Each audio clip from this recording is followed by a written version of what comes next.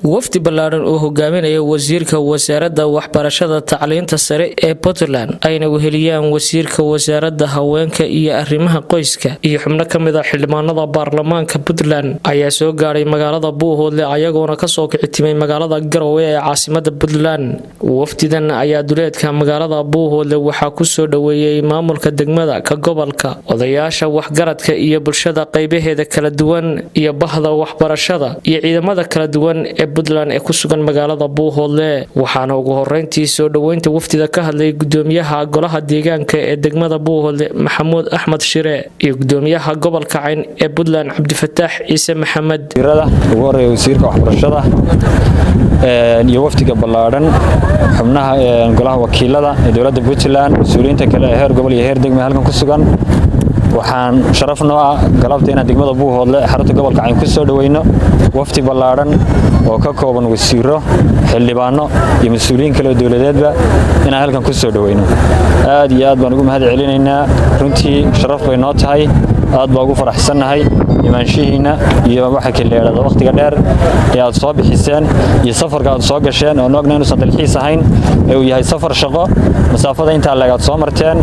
waa idinka mahad celinaynaa dhammaan degmada Buuhoodle iyo dadweynaheeda, waa idin diyaar, waa idin soo dhaweynaynaa, waa idinka mahad celinaynaa insha Allah taala. soo dhawaada magaalada Buuhoodle ee xarunta gobolka Cayn. waxa sharaf noo ah inaad safar dheer noo soo gasheen, saad noola qayb qaadataan, aad noola dareentaan horumarka nabadgelyada ka socda magaalada Buuhoodle ee xarunta gobolka Cayn. runtii sidii hore waxba ka bedelan inaad nala qiimeysaan, nala eegtaan, aad wax noo qirtaan ma doonaa insha Allah bismillaahi kariim. waxaan kale oo aan u mahadnaqayaa gudoomiyaha jaamacadda Bariga Afrika Dr. Cabdullaahi oo isaguna qabanqaabada iyo soo dhaweynta iyo fitashka laha. aad baan uga mahadnaqayaa. waxaan leenahay Buuhoodle mar hore maaha, gobolka Cayn gobolka hore maaha. waxaan si gaar ah ugu faraxsanahay wasiirada kala duwan ee gobolada kala Puntland ka yimi inay maanta Buuhoodle si wacan loogu soo dhaweeyo ay yimaadaan nidaamka nabadgelyo ee horumarneed. waxaan u mahadnaqaynaa Ilaahay ka shaqo madaxweynaha dowladda Puntland, madaxweyne ku-xigeenka iyo dhammaan xukuumaddan Tayeen iyo Tigs oo horumarkan ballaaran qayb lixaad leh inta ay joogaan ka qabteen.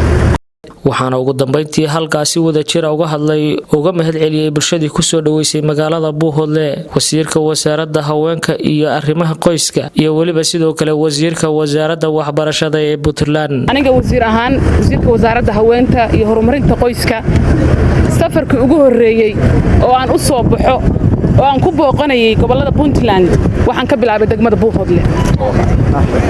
taas waxay i tusinaysaa inaan anigu ahmiyad weyn u hayo deegaanada laamiga ka fog, aan ogahay waxqabadka goonida ah ay u baahan yihiin. galabta waxaan leeyahay Buuhoodle waxaa ka jira amni, waxaa ka jira baraare, waxaa ka jira horumar.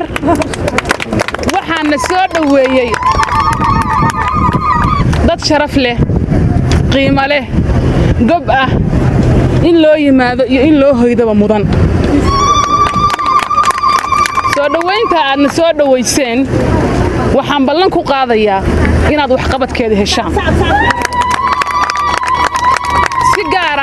si gaara galabta waxaa ii farxad gelisay ardadii social worker oo wasaaradda horumarinta haweenka iyo arrimaha qoyska ay sabab u ahayd in la keeno degmada Buuhoodle, qalinjabinteeduna ay dhacayso birti. farxad bay noo tahay dhammaantayo inaan galabta magaalo taariikheedka Soomaaliyeed ee Buuhoodle la yaqaan dalkan iyo dadkan iyo ummadda degtaa waxay tahay iyo waxay guddo inaan galabta halkan ay dawladda Puntland ay kala kulantay soo dhaweyn qiimo iyo sharaf leh. aad iyo aad baan ugu mahadnaqaynaa guud ahaan shacabweynaha degmadan Buuhoodle, guud ahaan gobolka Cayn oo uu gudoomiyaha gobolku hogaaminayo iyo hawlwadeenada faraha badan ee kala duwan. sida wasiiradu ay ballan qaadayna halka kan wafdigan ballaaran ee maanta maraya kuwa ka horeeyayna waa yimaadeen, kuwa ka dambeeyana waa iman doonaan. weliba waxaan rajaynaynaa in madaxweynaha iyo madaxweyne ku-xigeenka iyo gudoomiyaha baarlamaanku ay yimaadaan baan aad. Maxamed Cali Bile, warbaahinta qaranka Soomaaliya, Buuhoodle.